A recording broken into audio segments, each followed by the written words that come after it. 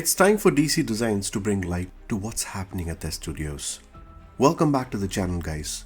If you haven't subscribed yet, go ahead and subscribe for future releases, notifications, updates, patches, everything that's going on in the simulator. This is the right place. It's quite a fascination to fly at breakneck speed on those massive jets, isn't it? Truly, this simulator has welcomed more creations into something amazing. DC Designs, one of those developers who spend a considerable amount of time designing all kinds of aircrafts across different platforms, have jotted down onto what they can bring this year towards Microsoft Flight Simulator. While the F-15 Eagle has been released, the developers are right now working on further improving their current version with better performance, bug fixes and textures. Let's look at what's in store at DC Designs this year. Right now, the following models are planned for development, which include the Stearman, the F-14D Tomcat, Concorde, the P-47 Thunderbolt, the F-16 Falcon, the A-10C Thunderbolt, the Spitfires, as well as the Hawk T2. The Kansas-based Stearman would be a good addition, being a primary trainer for the US Air Force back in the day. The Tomcat is something to consider purchasing as your #1 item. I mean, come on guys, we're talking about the Tomcat, the American supersonic. The FSX version was perfect. We should expect to see a good visual model on this that has good bump mapping, self-shadowing, a good dynamic cockpit, 3D gauges, and everything else that can align well with the current simulator. About the Concorde, with the current limitations of Mach 2, the developer had to rethink about the Concorde and therefore the delay of this project this year. However, developments are quite close to this model and we should hopefully see this to be released soon. The P-47 Thunderbolt, the heaviest of all fighters of World War II with a powerful engine, has its development going on where we should expect to see modern high-resolution textures, authentic engine sounds that would be spread across both from the interior as well as the exterior side of the aircraft, virtual cockpit and other interesting things.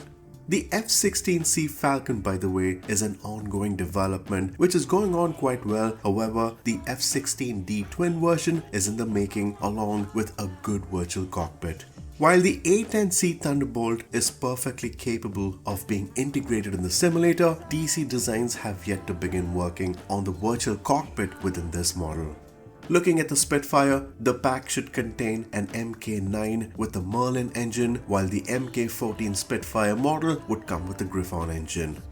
The Hawk T2, which is already designed well for the simulator, requires a good amount of texturing as well as virtual cockpit build, so it's going to take some time, and some of the other models that would be coming would be the most awaited F-18 Hornet. This would be converted from previous platforms and reworked altogether in order to ensure that the current simulator can handle this quite well.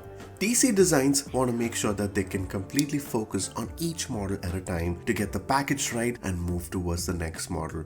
So they try to take some time to see the aircraft quality is well made with high quality materials where the simulator would be capable of rendering. In addition to all this, the Blackbushe Airport is currently under development. Along with that, the Hampshire Airport is in the making for the simulator.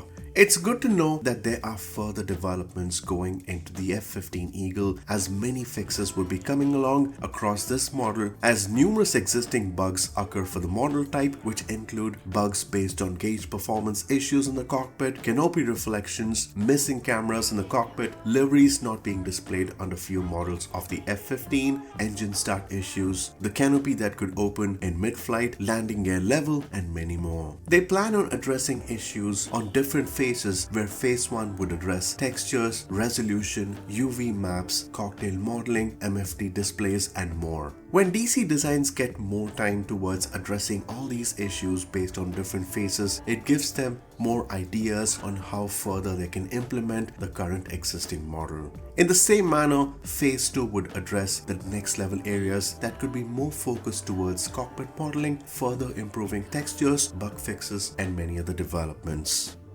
Phase 3 would include sound package and more refinements, so hopefully we should be able to see the sound pack coming in soon by end of February. We hope to see these bug fixes appear soon from DC Design and those interesting models which was discussed in the marketplace soon. Do stay tuned for further updates by subscribing to this channel, and we hope you have a lovely rest of the day. Ladies and gentlemen, thank you so much and take care.